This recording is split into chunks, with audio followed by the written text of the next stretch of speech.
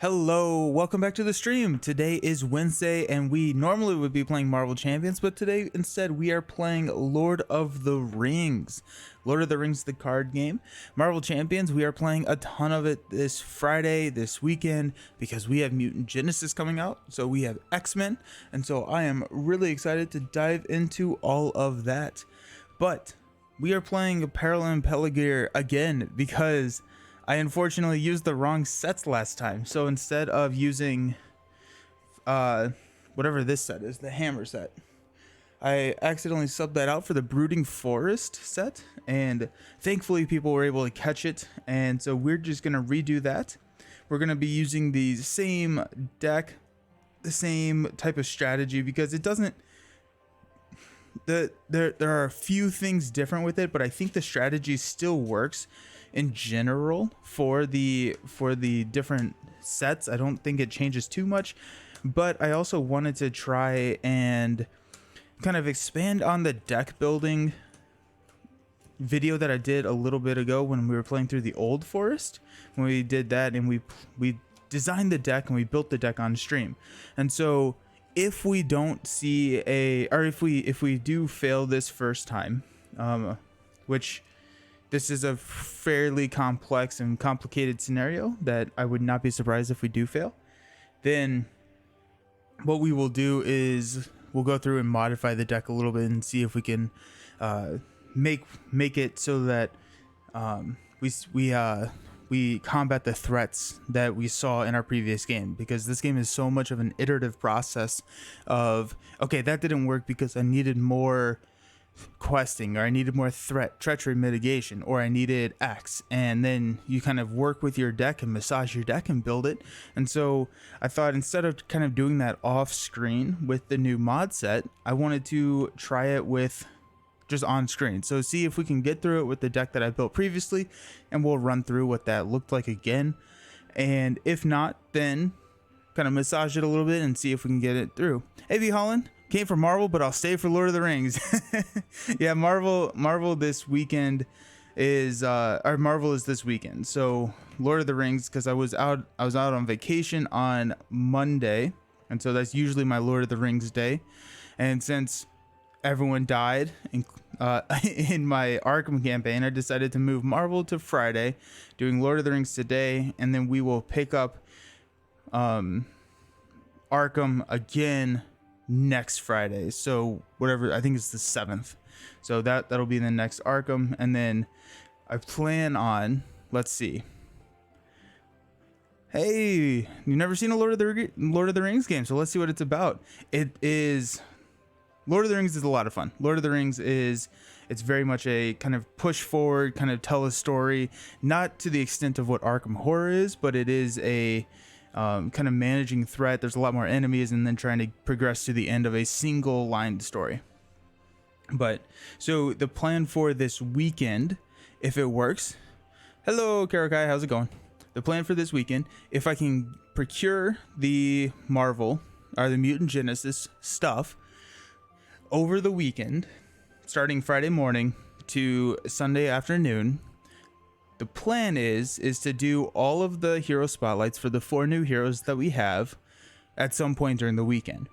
When I have a better idea of when I will have, hey, the Brantist, when I have a better idea of when I will have the box, then we will get a little bit more structured on when those are happening. But I'm planning on 2 on Friday, 1 on Saturday, and maybe 1 on Sunday. So we'll see how that fleshes out, but I will keep the Discord updated on when that is happening.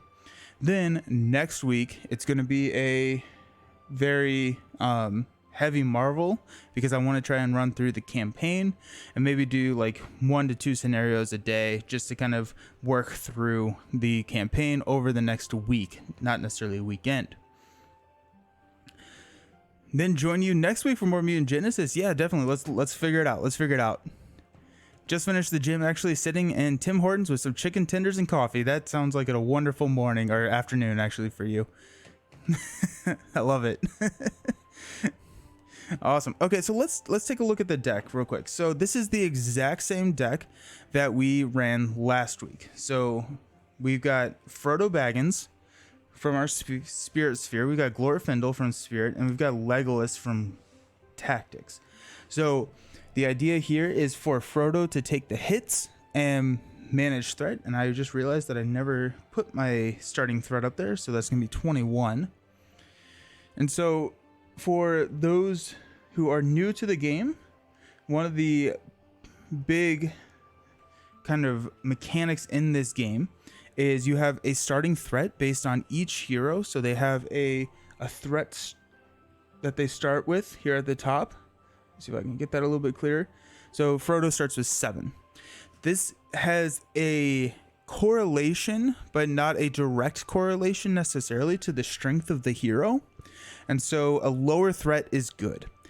At higher threats, more enemies will come and attack you. More enemies will engage you. And then once you hit 50, you immediately lose the game. So starting lower allows you to build more time, but typically you are going in with, quote, weaker heroes. So Frodo, he has an ability that whenever he would take damage, I can increase my threat and prevent that damage. Glorfindel is a starting threat of 5, and he says that whenever I exhaust to commit to a quest, which for the new people who have not seen this yet, it's kind of broken down into 2 main phases. There's the questing phase where you're trying to progress through the story, and then the combat phase. So if there are enemies, then you have to combat them. So you exhaust to commit to the quest, meaning that you are tired and you cannot go along with the combat phase. So Glorfindel says whenever he exhausts to commit to a quest, raise your threat by 1. So that really offsets his really low starting threat of 5 there. And then we have Legolas, who is a starting threat of 9. He's in here for his attack and his ranged. And whenever Legolas participates in an attack and destroys an enemy, we get to place 2 progress tokens on the main quest, so he gets to kind of progress a little bit more through his attacking. This is also a fairly unique scenario because we are questing with our fight ability rather than our willpower. So this is the first scenario in the progression that we see this in, but it is not the first that we've seen on the stream. We actually played the old road, which we had this as well. So it does change up a little bit. Then you build your decks. Also, there are 4 spheres in in Lord of the Rings, or 4 main spheres. Some of the expansions add a couple more that are kind of exclusive to that expansion. But then you build a 50 card deck, and you can there are no set cards. So like in Marvel and in Arkham, there are cards that are tied to the heroes. That is not the case in Lord of the Rings. In Lord of the Rings, and this is, I think, why it's considered one of the more difficult of the 3, or the most difficult of the 3, is there's no pathway, really. It's you put 50 cards together, or 53 cards if you consider the heroes cards, and there's not 15 cards or 2 cards or whatever that you see in Arkham. So each one of these heroes has a sphere. So this is Spirit, the blue sphere, and then Legolas is Tactics, the red sphere. There's Lore, the green sphere, and Leadership, the purple sphere. And you will get money at the start of each round or through various other effects, and the money pays for the cost of the card. So this is a red card, Ring Mail. It costs 2, and it can only be paid for out of a red heroes pool. So now that I have 2 blue hero pools, that means my deck is going to lean more towards the spirit sphere. I always have a hardest time saying spirit sphere. Lean more towards spirit and a little bit further away from tactics. There are ways that you can cross over spheres. This deck does not do that, so we will not see any green or purple cards. So we have Ring Mail. So Ring Mail attached to a dwarf or hobbit character, that's Frodo. Gets +1 defense and +1 hit point. Frodo has a really low hit point value, and we do want him to bump up his defense because he's going to be our main defender. We have Feint. Fear. Yeah. just say a couple S words and you'll sure. We'll get there eventually. Feint allows us to choose an enemy engaged with us, and they skip the attack that phase. Basically, we're dodging out of the way, and then we can retaliate. Horn of Gondor says that We can attach it to a hero. After our character is destroyed, we add 1 resource to the attached hero's pool. So that's going to be Legolas to try and offset the fact that we have double the income over here in spirit than we do in tactics. So Horn of Gondor will go, actually no it won't. Horn of Gondor will go somewhere else. And this is something that I'm thinking about because this is a restricted card. I forgot that this is a restricted card. The restricted card, you can only have 2 restricted cards, and we have Legolas. We have 2 restricted cards for Legolas over here. So maybe what we'll do is as we're going through here, we may find a card to cut, and I'm going to put in a Song of Battle.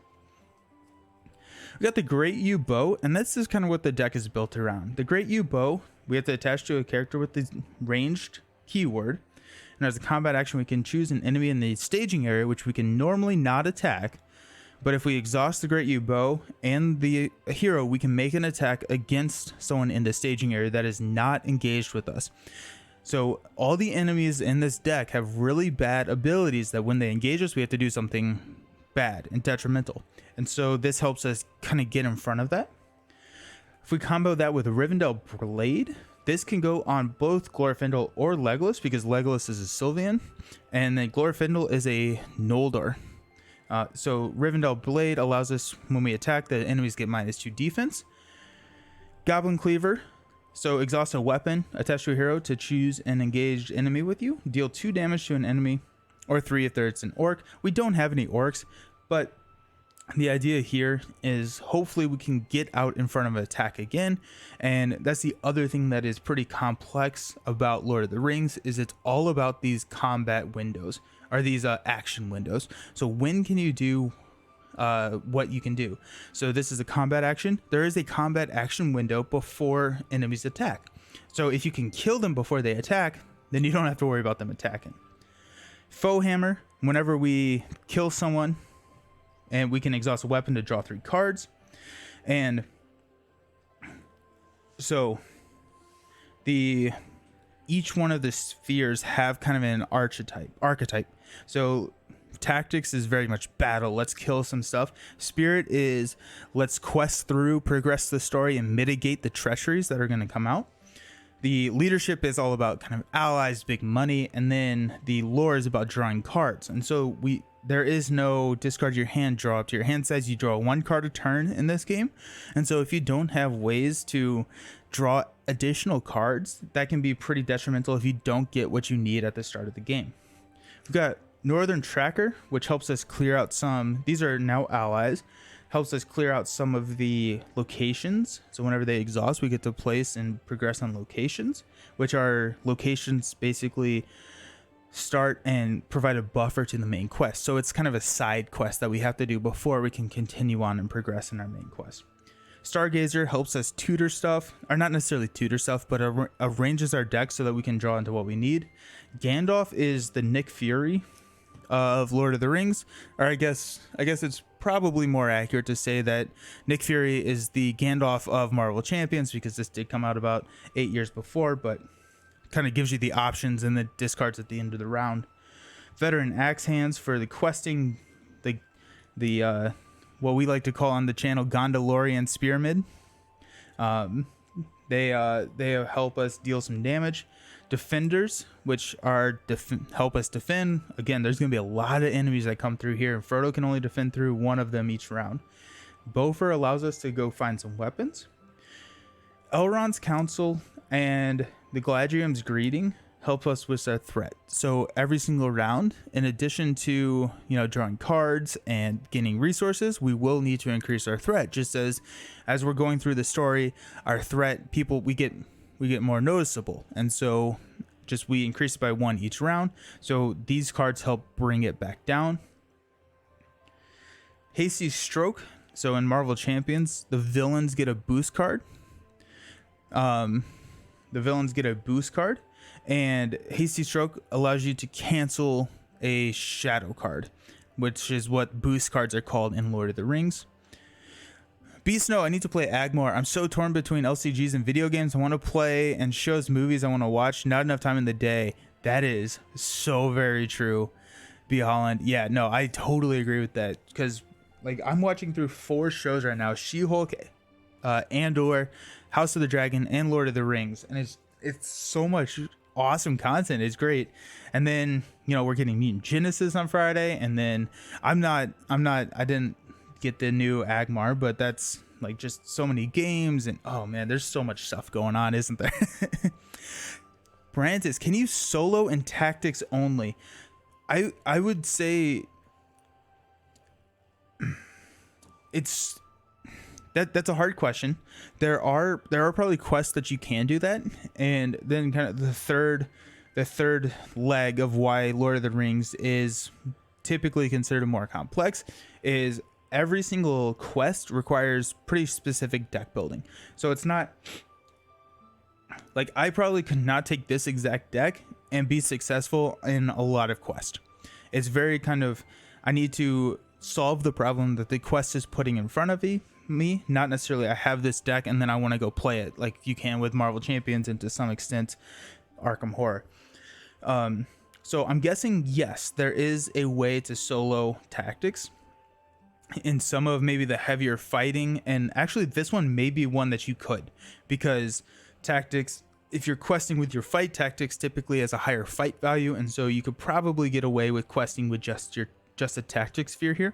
But especially in a true solo sense, being able to spread out your heroes to handle more threats, and this is actually kind of unique in my streams. Usually I go 3 spheres. I do a tri-sphere lineup. I'm doing a bi-sphere lineup or dual sphere lineup this time because I wanted to. I don't it was just kind of, that's kind of the way that I was able to manage this. But I would say it's hard to do a single sphere lineup in any of the spheres for any quest. Tactics out of the box, like until you start expanding your player card pool, tactics is going to be the worst off out of the 4. So if you have just the core set and maybe even through like the second wave, tactics is going to be kind of the weaker of the 4 spheres. And then once you get towards the end of that second sphere and into the Hobbit boxes, tactics starts getting a lot of cards that really help you boost that power level. B. Holland, I have everything for Lord of the Rings except for the standalone scenarios. I used to play it all the time, but it sees your table a lot less frequently now. Is that just because you've moved on to other games, or you've done it all and it's kind of done now, or what is the reasoning behind that? A Test of Will cancels treachery cards or when revealed effects. So Dwarven Tomb allows us to fish from our discard pile to find another spirit card. We've got 3 stand and fights, and what I'm probably going to do is I'm going to probably cut one of these to go in with a song card. So the song cards allow you to attach to a hero and they gain a new resource icon. So Song of Battle allows the attached hero to be part of the tactic spheres, allowing them to play for red cards. Stand and fight is make the call in Marvel terms. Light of Valinor is a card that you can attach to Glorfindel or Legolas actually in this scenario, because it's an Noldor or Sylvian hero, and they no longer have to exhaust to commit to the quest. And so that's excellent for Glorfindel, because then you no longer have to trigger the ability of raising your threat by 1 whenever he commits to the quest. Then Ancient Matin allows you to draw cards once you have explored a location. B. Holland, haven't done it all, but Arkham Horror and Marvel Champions dominate your game time now. That's fair. Yeah. I think it is hard to have space for 2 or even 3 of these games. Because there's so much content out there, and it's just it's so expansive, and it's hard to focus on them. But yeah, no, I mean, Marvel Champions and Arkham Horror are both very worthy alternatives. Whew. But I go back and forth on which one's my favorite. If someone asks me, I always just say Marvel Champions is my favorite, because that's the first one I ever played, and it's kind of the one that my mind just goes to as being my favorite.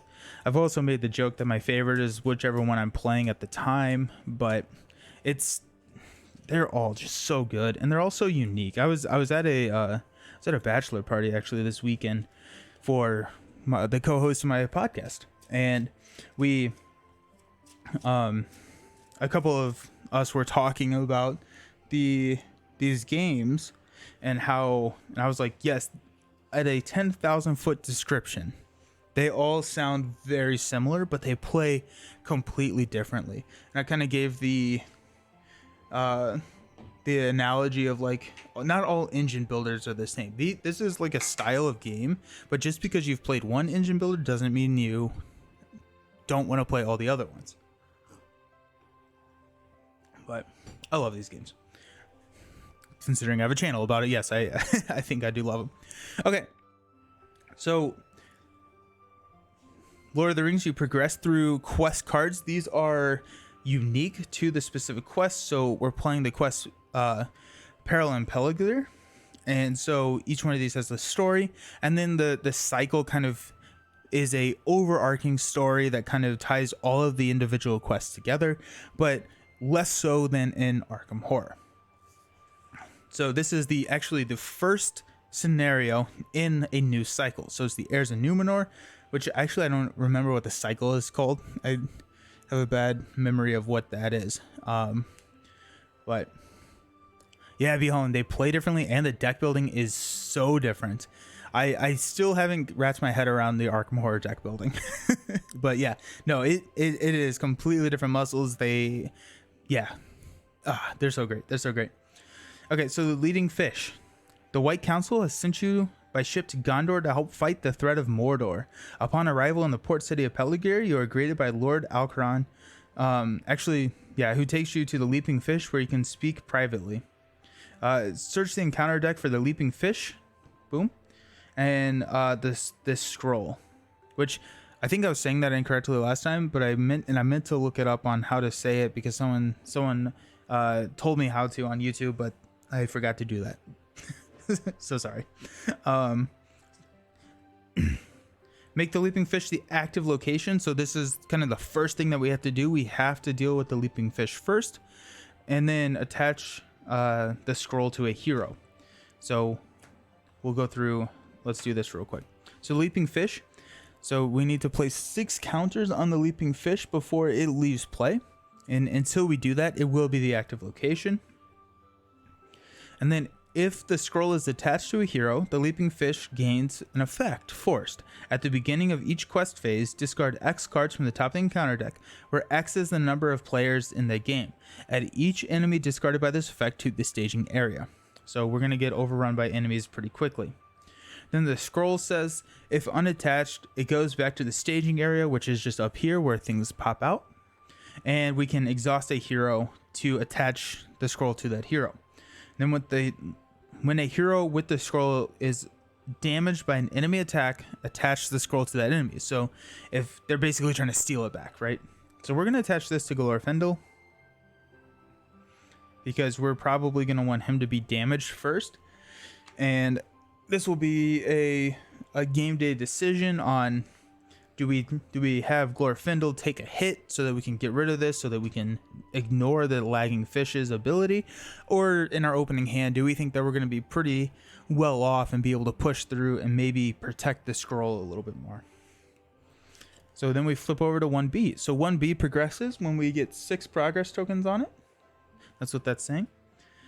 Inside the tavern, the Lord looks nervously towards the door as he hands you a scroll bearing the seal of Gondor. He asks that you deliver to Faramir and Ithilien, but the brigands who just entered look intent on taking it from you. So characters use their fight instead of their willpower when questing. So this is kind of new and unique to this, not necessarily unique to this scenario, but it is a divergence from the normal way of questing. When revealed, each player must search the encounter deck for a Harbor Thug and add it to the staging area. So we have to go find a Harbor Thug, just right here. So the Harbor Thug, this is what the enemies look like.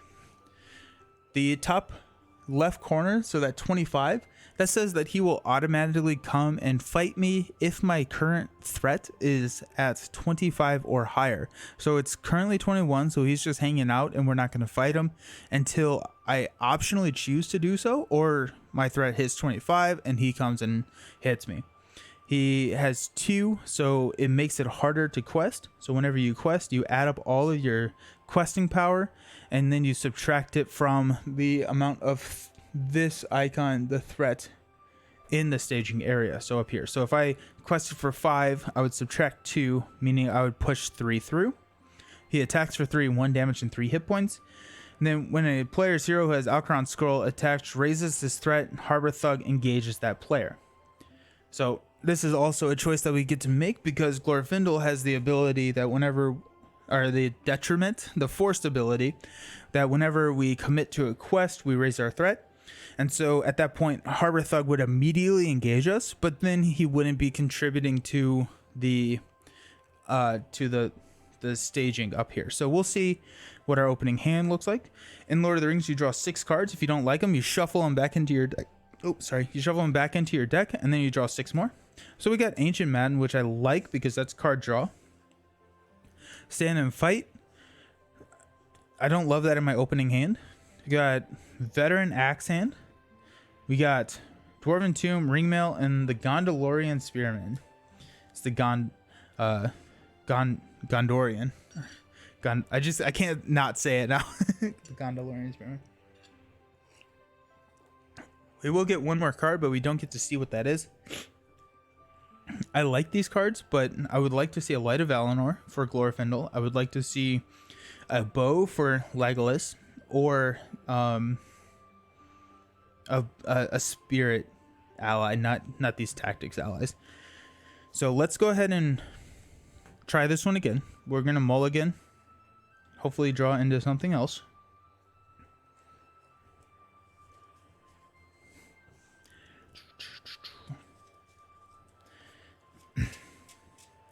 I did like seeing the ringmail there.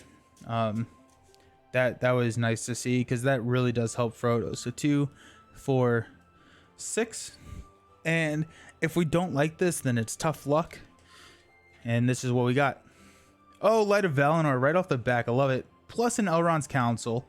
So we're going to get to mitigate our threat. A Gandalf, a Goblin Cleaver, a Galadriel's Greeting, and a Foe Hammer. This is way better of a hand. This is a significantly better hand because we have Light of Valinor. We have Elrond's Council to help with the threat mitigation. Gandalf is just always, he's kind of the get out of jail free card in a lot of these scenarios where he can draw cards, he can reduce threat, he can deal damage, and then he's a 4/4/4, which is just a really good stat line. Goblin Cleaver allows us to deal damage. Foe Hammers allows us to draw cards. Very, very happy with this hand. Okay, so let's go. To start at the top of the round, we get to draw a new card, which is a Rivendell Blade, which is also very, very solid for us here. Actually, yeah, that's great because Goblin Cleaver and Foe Hammer require a weapon, and I didn't have one, but now I do. I do have a weapon. So Rivendell Blade is excellent for us here. And then at the top of the round, we add 1 resource to our pools, which I already did when I was talking about how the game works earlier. So start out with 3 resources and let's go. Okay, so we're going to spend 1 from Glorfindel to play Light of Valinor onto Glorfindel. We're going to spend 1 from Legolas to play the Rivendell Blade. And we're going to hang out from there. So what we're going to try and do now is we're going to push through, or we're going to quest, and we're going to see what or where we get and seeing if we want to optionally engage and start fighting this Harbor Thug. First things first, we're going to play Elrond's Council. So it says that play only if you control a unique Noldor hero, which Glorfindel is. And then give another character +1 willpower, which in this scenario does not do a whole lot for us, if anything for us. That's typically what you're questing with, but in this scenario we're questing with our fight. So, but we also get to lower our threat by 3. So that takes us down to 18, which is a very healthy number to be at. Also, if you fail questing, the delta of threat up here versus your quest power, you increase your threat by that amount. So, okay.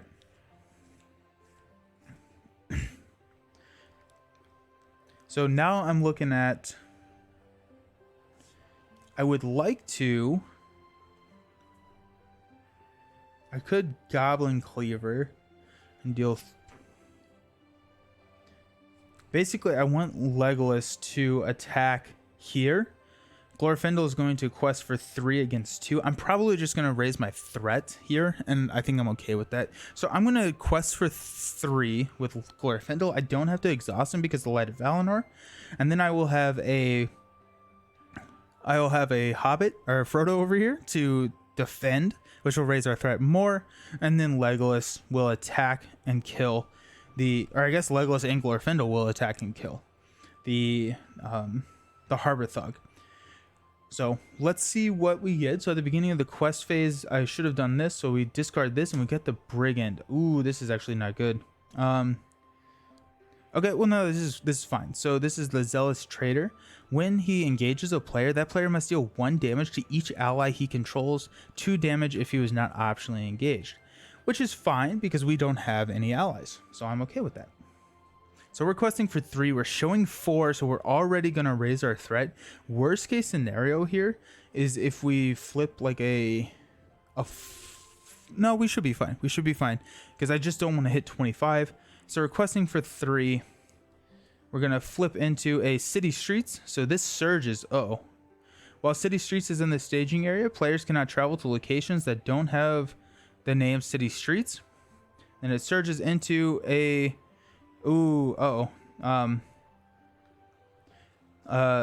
bandit. So when the bandit engages a player, that player discards 1 resource from each of his heroes' resource pools, 2 instead if the bandit was not optionally engaged. Okay, so this is bad. So this is 5, 9. We did 3, so we're going up 6. Ouch. Nope. That's my scoop counters. So 24. So we will engage here. So we have to deal 1 damage to each ally that we control. We don't have any allies. And then we have to discard 1 resource from each pool, which we only have 1 in Frodo's pool. So this is not great. So let's have... Oh, and we raised our threat, so the Harbor Thug does engage us as well. Not a good start. Not a good start at all. Not a good start at all. So we deal out shadow cards to each one of these. We have 1...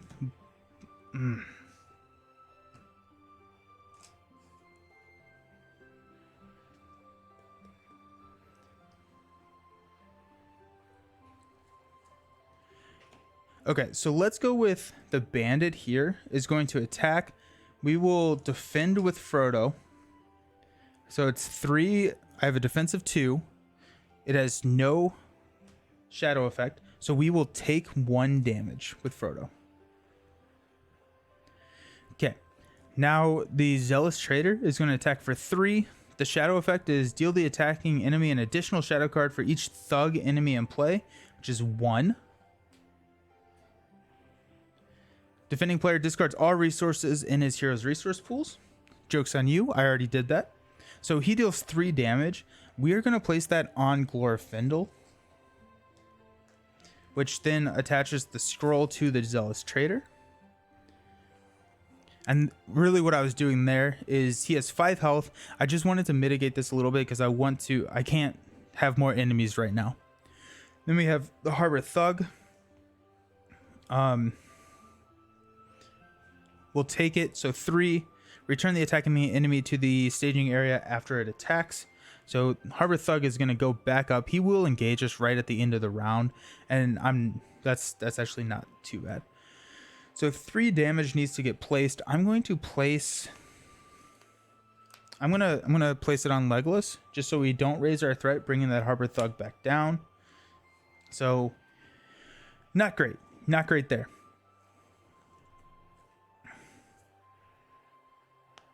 Hilarious. Okay.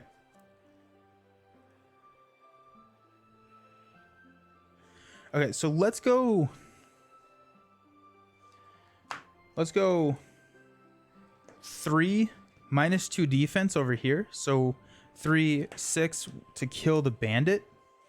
Then we will play Foe Hammer, exhausting the Rivendell Blade to draw 3 cards, which is a feint is huge here. Another Light of Valinor, which does not help us, is now Galadriel's Greeting. Okay. Oh, shoot. I didn't realize he only had 2 health. Goblin Cleaver could have taken care of him. Okay, so that'll be next time. I still think I would have liked the card draw here, but we do have a solution for our next to get rid of this Zealous Trader with the Goblin Cleaver. Okay. So at the end of the round, we increased our threat to 25. Harbor Thug forced whenever we... Oh wait, I don't control the scroll anymore, so he does not engage. Never mind. I'm not sure how I feel about that. Legolas did kill someone, and Legolas's effects his triggered response, so we can place 2 progress tokens on the current quest. The active location acts as a buffer, so that gets 2 right there. So we increase our threat to 25. Then at the top of the round, we will draw a card into a Dwarven tomb, and then we'll pass out 1 money to each hero.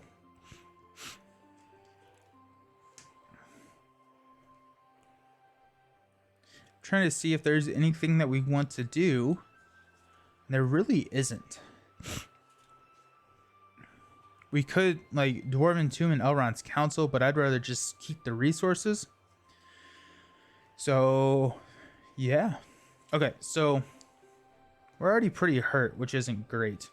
But we do have Frodo that can hopefully help us. So let's go 3, which we already have.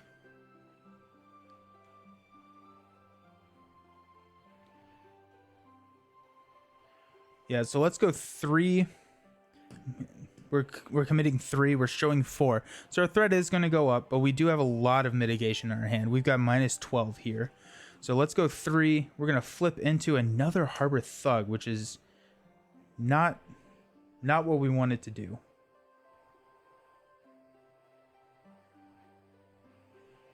Okay. So, oh, actually, yeah. So we're gonna scoop here, I think. That's fine. So we went 3 to 6, so we increased by 3. These guys come and engage us.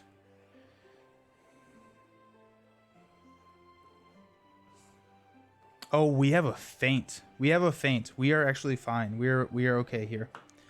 Okay. We're getting there. Okay, so the first thing that we do is we deal out these shadow cards to each enemy. I'm going to play Goblin Cleaver to exhaust the Rivendell Blade to deal 2 damage to the Zealous Trader, which will kill the Zealous Trader. Returns that to the staging area. Okay. We're going to spend 1 resource to play a feint to make that Harbor Thug not attack us this round. Then this Harbor Thug is going to attack us. We will defend with Frodo. He's attacking for 3 plus or -2 because of my defense. It's no shadow effect. So it's 1. And instead of taking the damage, I'm going to trigger Frodo's ability to increase my threat by 1, taking us up to 29. Then feint. This enemy is not attacking us. He would have gotten +2. That's not good. It's not good at all. Okay. So now we're going to have Legolas swing. Here, -2 defense will kill this Harbor Thug. And then we'll have Glorfindel swing. He's swinging for 3. -1 puts 2 damage on this Harbor Thug. Legolas killed someone in an attack that he participated in, so we'll place 2 progress tokens on the Leaping Fish. Okay. So we'll unexhaust. Unexhaust. Raise our threat to 30. Draw a card into the Defender of Ramas. Okay. We'll pass out money. So we got 2, 2, 1. And here, let's go ahead and spend 3 of these in our staging area, or in our planning step, to play a Gladrium's Greeting to reduce our threat by 6, taking us back down to 24, which helps us feel a little bit better. I think if we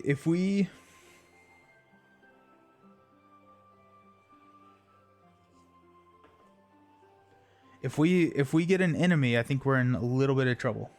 So we yeah. Dangerous. Okay, so we're showing 2. Let's quest with Glory of Pendle for 3.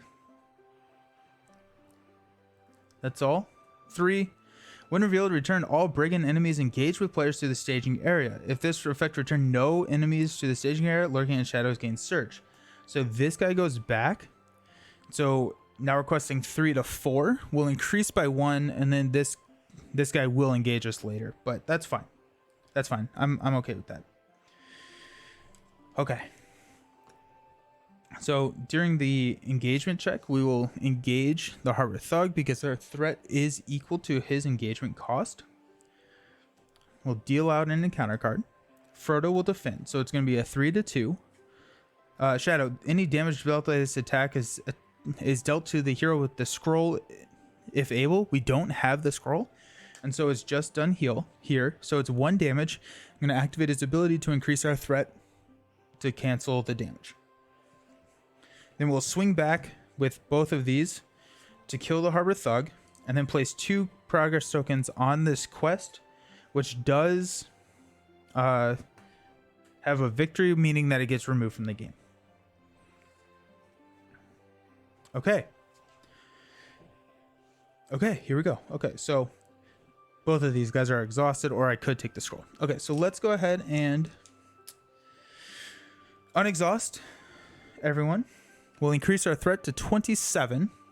We'll draw a card into Dwarven Tomb.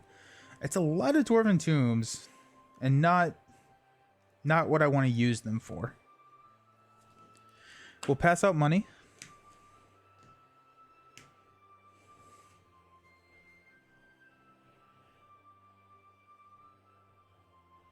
Okay, so let's spend 2 from the Tactics Legolas's pool to play Defender of Rama. So defensive 4, so really high defense, 1 health.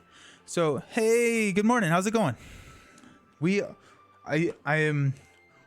hanging on by the skin of our teeth, but we'll see how it goes.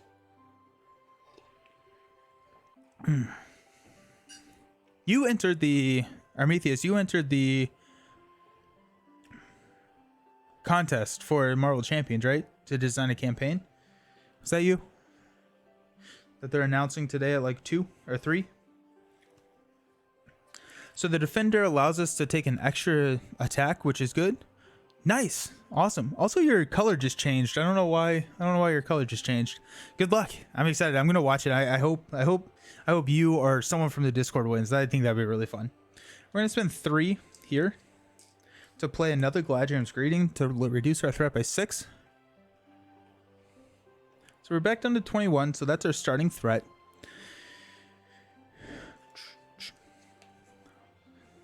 And just like that, we're ready to go. Okay, so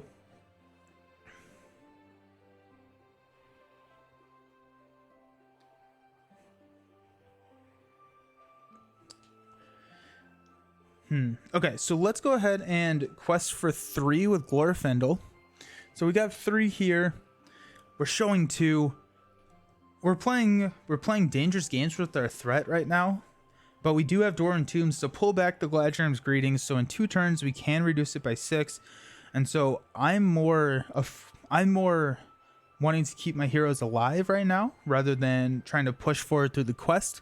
That's another thing about Lord of the Rings, is you can kind of manage how long or how quickly you want to push through the quest, because once you get to some of these later stages, things start getting harder. So you kind of want to build and then push, similar to like maybe like an expert mode in Marvel Champions, where you kind of want to build and try and push through that 3rd stage of the villain really quick, or even standard.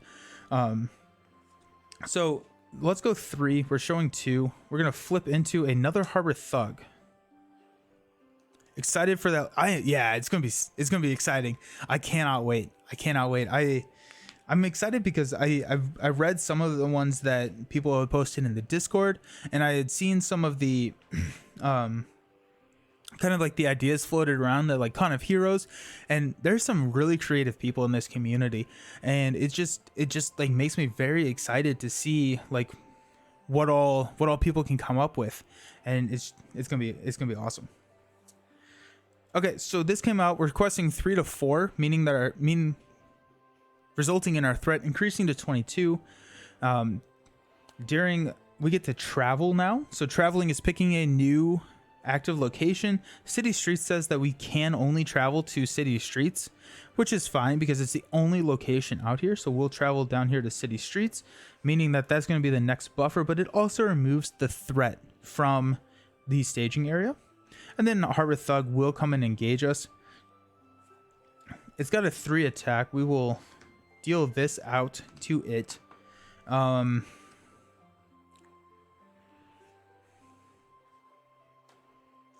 We'll defend with Frodo. So 3 to 2. They did not have a shadow effect, so we could have defended with Defender. My only concern is I didn't want it to get that +2 and kill Defender. I'd rather keep Defender around. So that was a threat call. So we'll raise our threat by 1. We keep Harbor Thug around. Legolas will swing back at it, which will kill it, and place 2 progress tokens on the current quest, which is City Streets, which fulfills City Streets, so that gets discarded.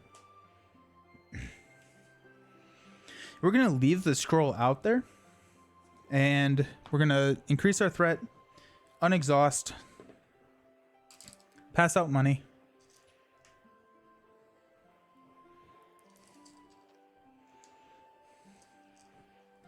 I also would like another ally. Hey, there you go. There's my ally. It's actually a really good ally for this quest, or for a quest with a lot of locations, because whenever Northern Tracker exhausts to commit to a quest, you place a progress token on each quest or each location in the staging area. So in one turn, we will be able to play that, which is great. Okay, so let's go ahead and quest for 3 to 0. I'm going to pull out a 2. So we actually do place... Oh, no. No, it's going to kill the Defender. So we place 1 progress token because we exceeded it by 1. Then this engages us. We have to deal 1 damage to each ally we control, which is sad. We will defend with Frodo. So it's going to be a 3 to 2. Shadow. Defending player discards 1 of his attachments. Discard all attachments instead if this attack is undefended. We will discard Light of Valinor because we have another one in our hand. Then we will swing with Legolas to kill this guy. Then that places 2 on the Leaping Fish. Alrighty. So that does set us back like a turn, but that's actually not the worst thing in the world. So here we go. So at the end of the round, we'll go to 25. We'll increase our money production.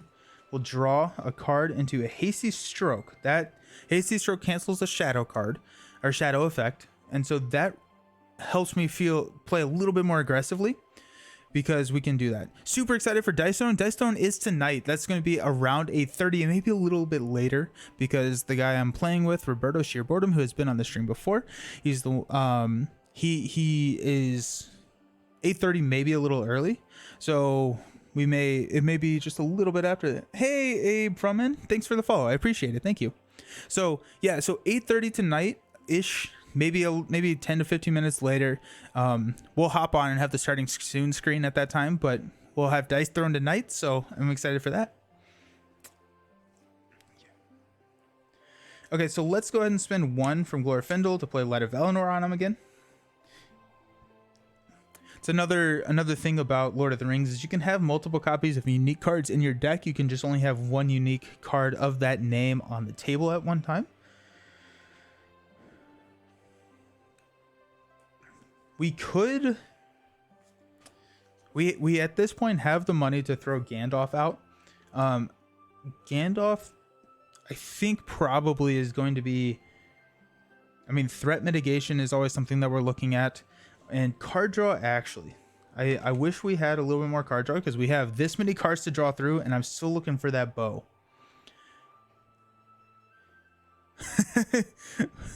Foreman in the house. Sasha's King of Chicago. Yes. In the flesh. Welcome to the chat. That's awesome. Excellent. Okay, so we're gonna quest with 3-0 here. Actually, I don't even know if I want to do that. I'm not sure if I want to push. I actually didn't get to practice this one before this stream from last week. Let me just check. Okay, no, we're okay to push. We're okay to push. It's 3A that we don't want to go to. Okay, so Abe, are you Lord of the Rings? Do you play all the LCGs? Or are you just hanging out? What's your story? What LCG or LCGs are you a fan of? Okay, so we're questing 3-0. We're gonna flip into a oh no. Oh no. The Umbar Assassin. This is actually not good for us at all. So the assassin has an archery. So at the beginning of the staging area, or at the beginning of the engagement, we have to deal 2 damage, or a damage, in this case 2, to our heroes. So that's really scary. It was a 4, so we increased our threat by 1. We are going to choose to optionally engage him. Actually, at the beginning of the engage, we have to let's deal a damage to Glorfindel. We're at 26. Let's just go up to cancel Frodo. We're gonna engage here. So in the engagement phase, we have to deal 3 damage to a hero, which we will use Frodo's ability again. And then he's attacking for 5. Yeah. So we will defend with Frodo. So he's attacking 5 to -2, so 3. Any damage is dealt to the hero with the scroll. We don't have the scroll. And so 3 damage, so we will increase our threat by 3 more. Wow, that's not good at all. We're going to swing for 3-6, -2 defense, which will kill the assassin. I think there's only one of those in the deck, and so, geez, that's tough because we're at 34 now, which is really where we not want to be. Correct answers, all of them. Yep. You had Lord of the Rings LCG back in the day. I play Marvel Champions with friends currently. Nice. Are you excited for Mutant Genesis on Friday? X-Men coming to the house. That's awesome. Yeah, Lord of the Rings. I am new to Lord of the Rings. Like, I've only been playing Lord of the Rings for maybe about a year now, which that seems weird to say. I feel like it hasn't been a year, but I think it has been about a year now. And I have to remember that just because I'm new to the game doesn't mean everyone's new to the game. Okay, so we're gonna increase our threat to 35. Top of the round, we will draw a card to Goblin Cleaver. Okay. Pass out money.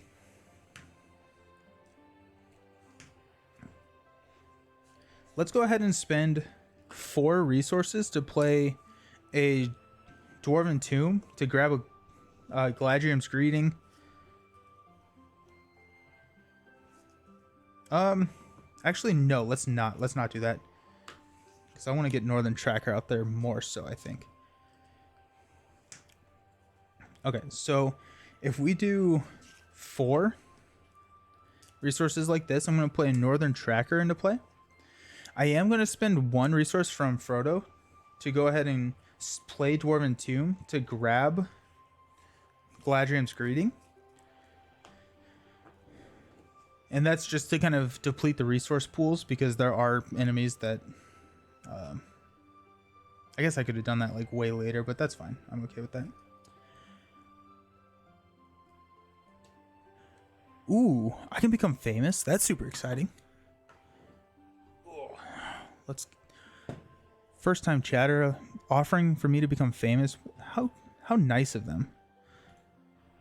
How do I...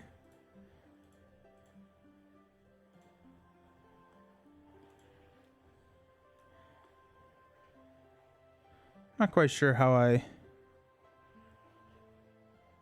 Hey, there we go. Ban. Go team. We did it.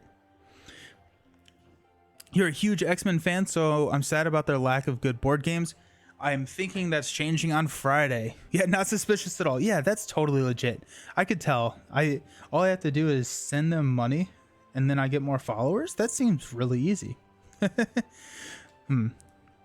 But yeah, no, I am excited for X-Men. I am less aware of kind of the X-Men lore and the content, but it's something that I'm really excited to dive into. It's gonna be sweet. Okay, so we're at 35, but we're starting to build our board a little bit. I'm okay if we don't push here, honestly, but I don't mind pushing. We're not going to be able to play Gladiators next turn. We do have a Goblin Cleaver to help us get us out of this sticky situation. I want to get some... I need my bow. Okay, so let's go ahead and quest for 3 here. And let's go ahead and add Northern Tracker to it.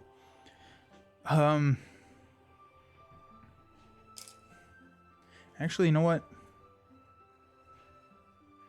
I think we've... No, there are 4s. Yeah, so let's go ahead and add Northern Tracker to it. I think that will almost guarantee, unless we draw into like a surge, that will almost guarantee that we push. But also my threat is kind of what I'm trying to manage right now. So 5 to 0, flip into a 3. So when the pickpocket attacks, the defending player discards 1 resource from one of his hero's resource pools and 1 card at random from his hand. I very much dislike that. But okay, so that happened. This progresses. So fighting in the streets. During the fight in the tavern, one of your adversaries managed to grab the scroll and flee outside. You chase the thief into the street where you are surrounded by a gang of his fellow brigands. You must fight your way through the mob to recover the scroll. So this is a battle. Players cannot advance to the next stage unless we have the scroll attached to a hero. And then when revealed, attach the scroll to the highest engagement enemy in play. Otherwise, add the scroll to the staging area. So here we go. We'll attach it here. This progresses at 13. Oh no. I really don't want to lose. Oh shoot, I have a Goblin Cleaver. We can just kill him. Sweet. Okay, so engagement, he's going to come down. First thing we do is deal in counter. I'm going to play Goblin Cleaver to exhaust Rivendell Blade to kill the pickpocket. So this is a when he attacks ability, not when he engages. So we don't have to discard a card or any of that. And we got rid of... Ooh, yeah, nice. Okay, so scroll is back up there. I'm not going to grab it yet. I just don't see any need in grabbing that right now. Okay, so we're going to... You know what? No, we're going to...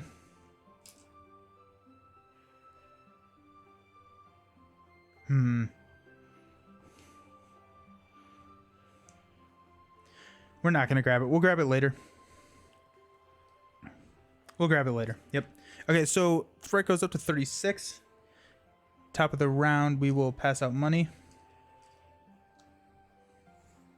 Draw a card into... Oh, there's my Yubo. There it is. Hello. Hello, my friend. So let's spend 2 to play the Great Yubo on Legolas. Alrighty, now the name of the game is reducing threat, so that we can keep things in the staging area so we don't have to engage them.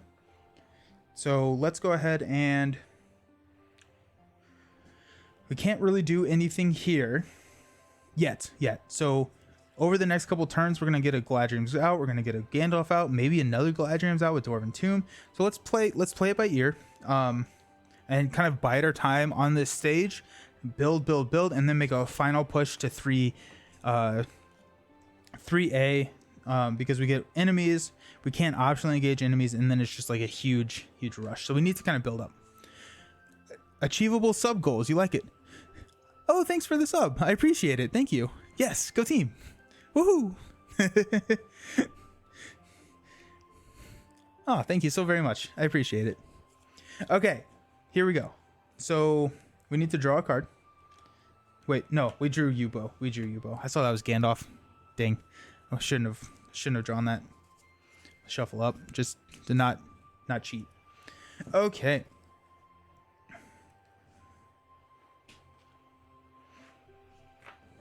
So let's go ahead and quest with Northern Tracker and Glorfindel. So 5, which is what we're currently at. We're going to flip into... Oh, no. Discard 2 cards from the top of the encounter deck. Discard an additional 2 cards for each copy of collateral damage in the discard pile.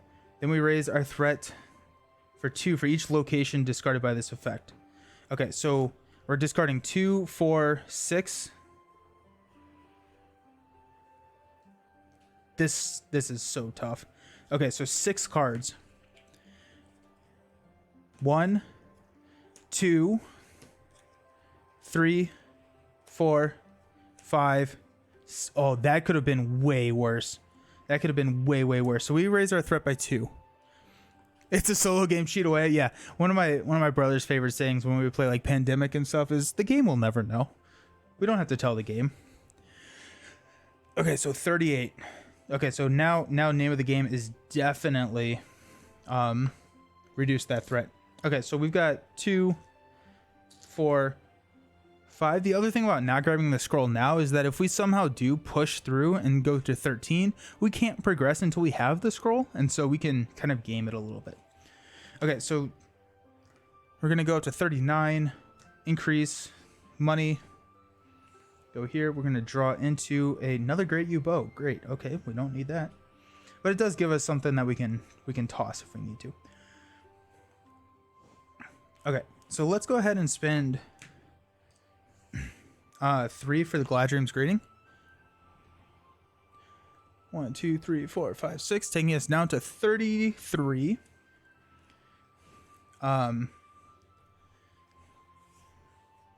Oof. Okay. So 33.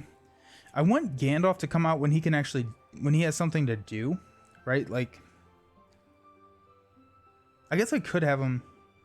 Well, I don't want to push, right? Like Gandalf, like he gets his when entering play ability as well as a quest or attack or defend. So let's hang on to Gandalf. I actually can't even pay for him, so that's fine. So we'll go 5 again, showing here, to 2. So this surges into, oh no, another, oh, this is actually fine. Collateral damage will discard 1, so we increase our threat by 2. So we would increase a ton, but we only had 1 card left in the encounter deck. So that does shuffle that sniper back in there. That shuffles some of the bad stuff back in there. But it is kind of a bummer that last one was a... that last one was a location to trigger that. Yeah. Okay, so we quested for 5. We're showing 2, so we put 3. 1. I return. Welcome back. Are you happy with your fried chicken from Tim Hortons? Are you winning, Nelson? We're playing the game. We're still in a very precarious position, but we're trying. We're trying our hardest. That's all I can say. We'll go ahead and travel to city streets. I know we have a Northern Tracker out here. We can clear it in 2, but might as well just travel because we're ahead in questing at this point. Got home and relaxed a bit. Good. I'm glad to hear that. Glad to hear that. And then we're good. Okay, so we'll take that. Increase our threat to 36. Give out money. Draw into... Oh, another Gladrium's Greeting. Oh my gosh. Okay. That makes me feel a little bit better now. Because we could use Gandalf for not threat reduction. Let's see how it goes. Let's go ahead and just spend 6. I'm sorry, spend 3 to reduce our threat by 6. Taking us down to 30. I do want to be under 25. I feel like under 25, and then we can kind of ignore threat. But also, like, we need more allies. We need more questing potential, and we just have not gotten that yet. They're somewhere in this deck. And so Gandalf may be used to draw cards instead. Okay. So we'll quest for 5 again. We're showing 0. We're going to flip into a 2. 1 damage to each ally he controls. Okay, that's fine. So we're going to throw 2 here and 1 on the main. We'll optionally engage the trader, dealing 1 damage to the northern tracker, who is exhausted. Sorry about that.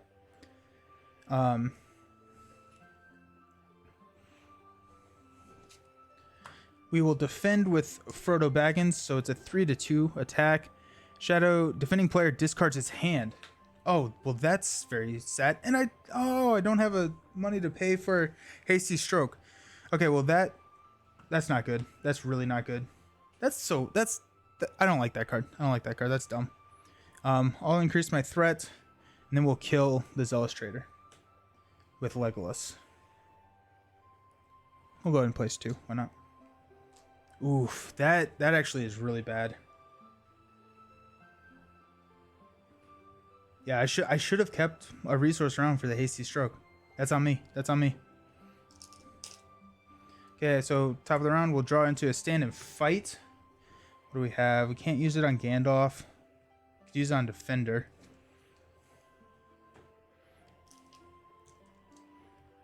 Pass out money.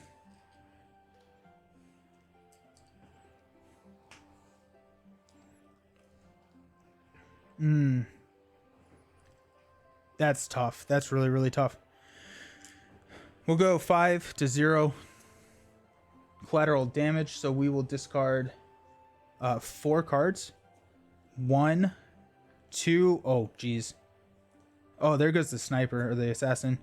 4. Okay, so we increased our threat by 4. That's tough. Okay. And then we place 5 on here. 2, 4, 6, 8, 10, 12. So we could progress if we grab the scroll now. I just want to I want to build a little bit, because I'm afraid that we're going to run into some issues. So increase our threat to 36, draw into Hasty Stroke, pass out money.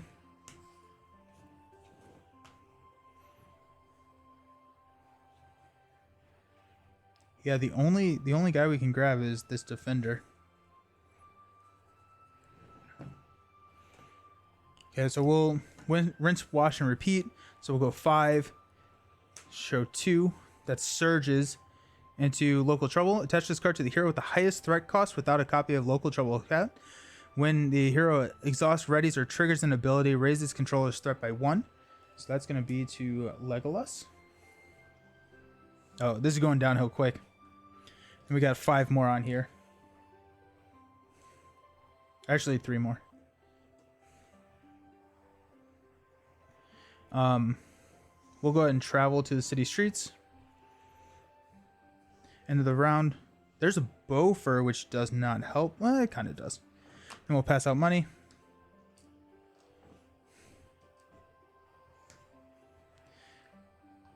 Increase our threat to 37.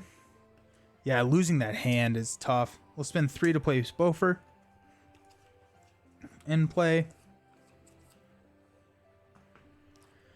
Let's go ahead and let's go 5 again. Okay, so there's 2. 2, 1. So this goes 1 more. This clears. We're at 37, so this guy is going to engage us. We'll defend with Frodo. So it's going to be a 3-2. No shadow effect will increase our threat. Then we'll swing back. Actually, we'll kill with Bowfer and Glorfindel, not Legolas. Because we don't want to exhaust. Because that will raise our threat. Okay. At this point, we're just going to push. We're at the point where I think we just need to try. So, increase our threat to 39. Pass out money. Hopefully draw into Gandalf. Got a feint, which isn't horrible. Okay, we will...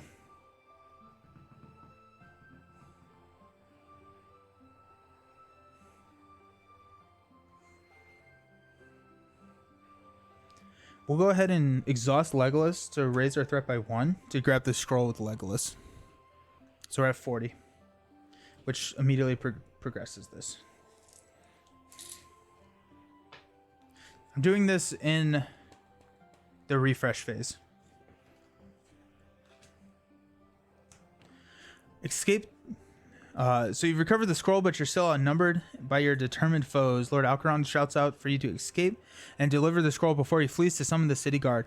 If you can get to your ship, you can escape the clutches of these desperate thugs. When revealed, each player searches the encounter deck and discard pile for one enemy and adds it to the staging area.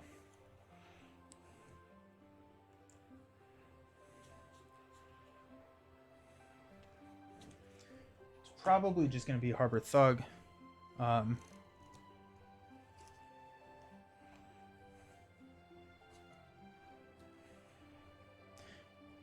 Or the pickpocket.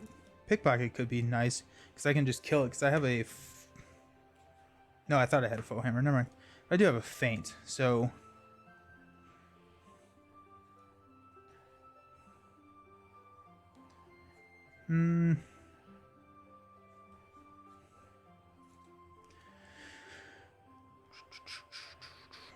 Let's go ahead and grab a pickpocket. The reason I'm doing that is because whenever I can feint him, and then Glorfindel can kill him. So we'll see how that works out. Enemies cannot be optionally engaged. The first enemy revealed from the encounter deck each round makes an immediate attack against the player who controls the scroll from the staging area. And then we cannot win unless we have the scroll.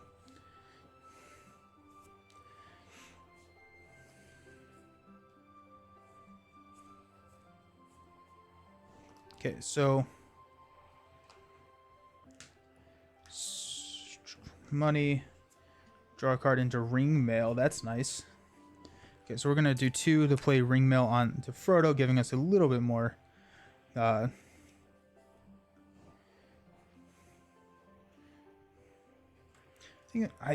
thinking about standing and fighting this defender. Let's just do it. We'll stand and fight just to get more people onto the table. Play defender from the discard pile. We have a feint and we have a hasty stroke. So we have a little bit of defense, but I think at this point we just start pushing. Okay, so let's take this down to 0. So let's quest for 2, 4, 7.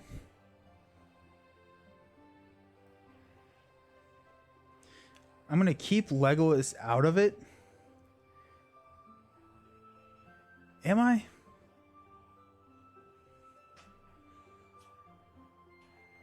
I'm going to keep Legolas out of it. Well, at this point, anything will engage me, so the Great Yew Bow is not going to help. Unless we get the shadow card that pushes it back to the staging area, but it's this threat raise. I'm going to do it. No, I'm not. Because if we flip an enemy, I want Legolas to be able to attack, and then he can still place 2. So 7 to 3, we're going to flip into a 1. Each time a location is discarded from the top of the encounter deck, raise each player's threat by 1. Okay. So we did 4, so 3 goes on here.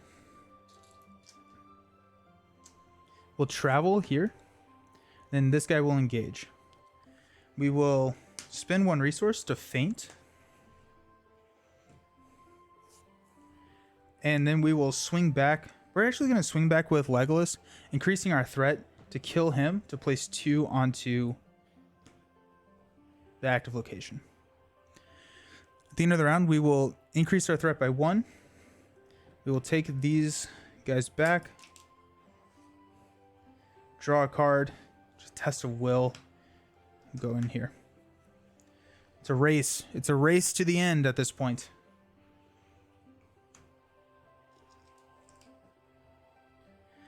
So we will go 2, 4, 7.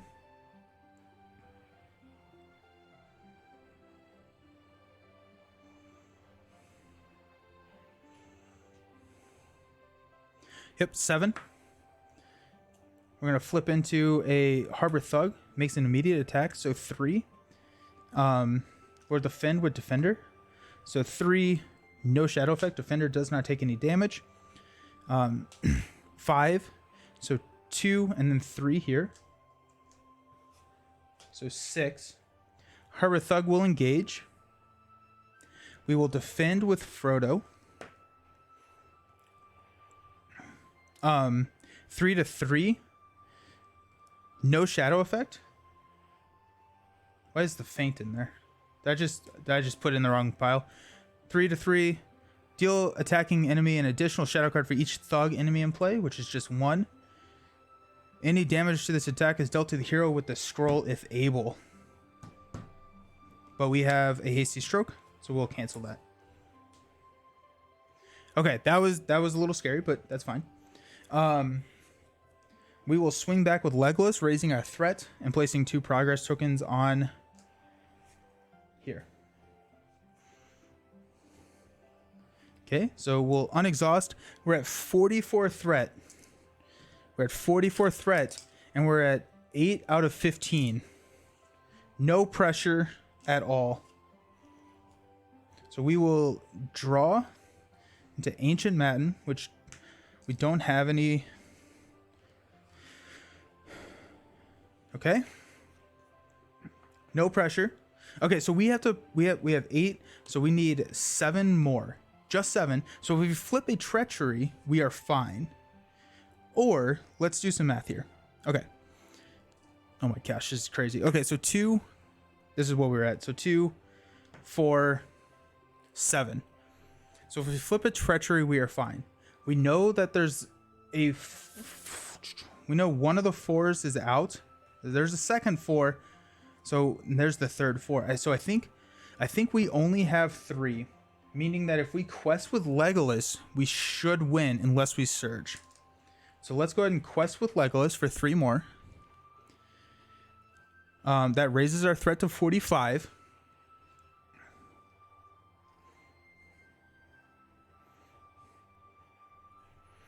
Um,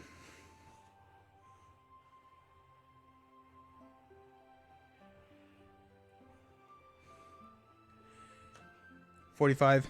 I think we just...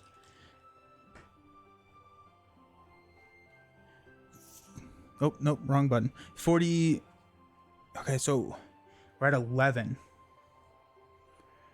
If we flip a 2 and then a 3, that'd be 5, which means we would not win. But if we flip a 2 and then a 3 and we quest with Frodo as well, I think we have it.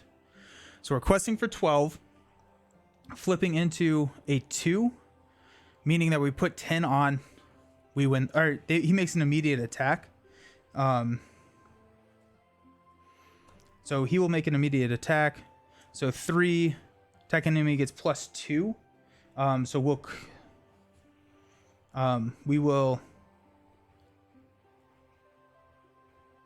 kill Frodo.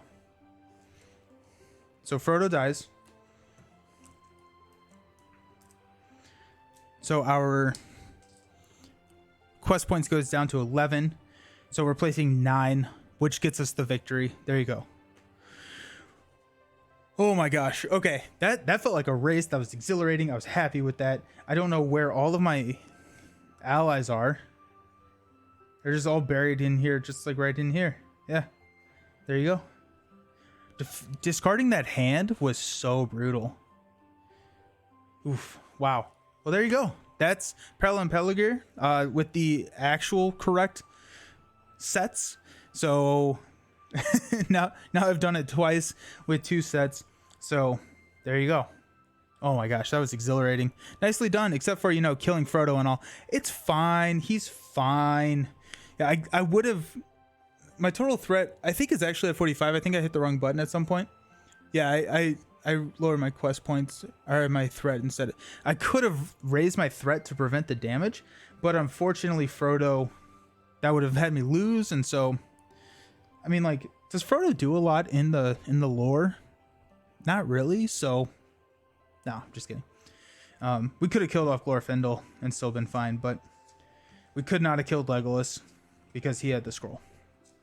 But yeah, so that is... Whew, wow. Okay, so that was Peril and Pelargir. next stream will be tonight around 8:30 for Marvel Dice Throne. So we're gonna have a guest come onto the stream, and we're gonna play Marvel Dice Throne tonight. So I'm super pumped about that. It's gonna be a little bit different than the normal stuff we stream here, kind of branching out into more of the board game atmosphere. So looking forward to that. And then Friday morning, if I have it, and again, I'll keep everyone updated, but I'm thinking Friday morning at 8 or not 8, no, that's too early. At 10 a.m. we will start our Mutant Genesis Hero Spotlight. So we'll play through we have 4 heroes. The hope is to play through all 4 of those heroes in 4 aspects, so 16 games of X-Men this weekend. So that's gonna be Friday morning, Friday afternoon, or Friday evening-ish, Saturday probably morning, and then Sunday morning. And then starting next week on Monday, we're going to kind of take a break from a lot of the other LCGs and dive into and do 5 games, the 5 games in the Mutant Genesis box. So kind of having like a Marvel Champions, Mutant Genesis extravaganza type situation going on starting on Friday. So hope to see you all again tonight at 8:30 p.m. Eastern time for Marvel Dice Throne. Thank you all so very much for hanging out. I'm like, my heart's beating. That was exciting. That was fun. Alrighty, see you around. Peace.